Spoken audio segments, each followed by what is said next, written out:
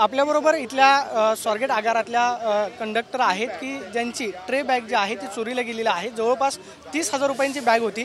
ताई हे सांगा की नक्की घडलं काय? तुम्ही कुठून कुठपर्यंत गाडी आणलेली होती? सातारवरून स्वारगेटला आलो आम्ही। स्वारगेटवरून मी आता निघाली, परत वॉशरूमला गेली तेवढ्यात बॅग गेली माझी। तोपर्यंत होती गाडी भरलेली होती का? गाडीत माणसं होती? माणसं उतरून गेली ना, ते उतरतानाच पुण्यात आले, उतरतानाच 4 जण होती ना, त्यांनीच नेली असणार ती बॅग, कारण त्यांच्या बॅगा होत्या।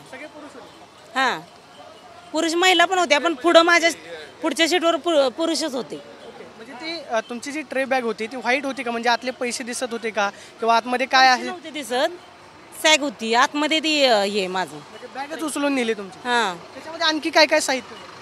पैसे होते 150 रुपये आणि हे बाटली पाण्याची। म्हणजे तुम्ही इथं आल्यानंतर तुम्ही आता जमा करणार होतात की परत सातारला? नाही नाही, परत आमच्या डेपोतच जमा करा, साताराच्या डेपोमध्ये? कोरेगाव। किती वर्षांपासून सेवेमध्ये आहात? 15 वर्ष झाली। गाडी कुठली होती? लालपरी होती की शिवशाही? लालपरी। लालपरी होती। आता याची काय तक्रार तुम्ही करणार आहात कोणाकडे की नक्की इथल्या काय? तक्रार द्यावीच लागणार ना। याचा हिशोब सगळा तुम्हाला द्यायचा? हो, पहिल्यांदाच असं घडलंय की याच्या आधी काय चोरीच्या घटना होत आहेत का? पहिल्यांदाच। तुमचं नाव एकदा सांगा, तुम्ही किती वर्षांपासून सेवेमध्ये आहात? ज्योतिराम फाळके।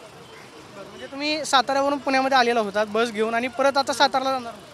हो, आपण पाहतोय की या स्वारगेट आगारामध्ये काम करणारे कंडक्टर आहेत की ज्यांची खरं तर 30,000 रुपयाची चोरी जी आहे ती नुकतीच झालेली अशी तक्रार ते डिपो मॅनेजरला करताना आपल्याला पाहायला मिळतात।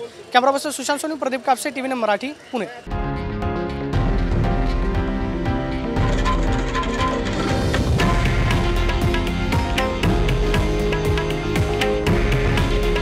हे आहे देशातील नंबर 1 न्यूज नेटवर्क आणि आपण पाहत आहात TV9 मराठी।